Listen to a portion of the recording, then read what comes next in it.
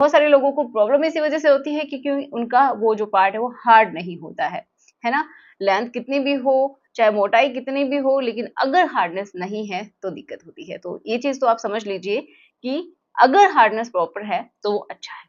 अब बात ये करते हैं कि मुड़ता क्यों है। तो मुड़ने के बहुत सारे कारण हो सकते हैं। पहला कारण क्या होता है कि आपका बचपन से ही कोई भी शेप ले रखी है उसने, ठीक है, चाहे ऊपर की तरफ मुड़ा हुआ है, नीचे की तरफ मुड़ा हुआ है, लेफ्ट राइट कहीं पे भी एक हल्का सा कर्व होता है, ठीक है।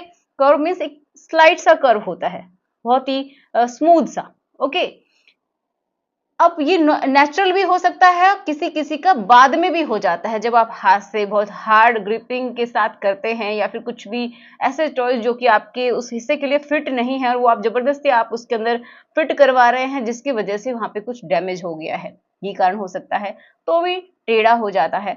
और कभी कभार क्या होता है कि आप एक्सेसिव हाथ से करते हैं तो भी टेढ़ा हो जाता है, या फिर आपकी कोई सर्जरी हुई है जिसकी वजह से भी टेढ़ा हो जाता है, कभी कभार उसके साइड इफेक्ट होते हैं, ठीक है।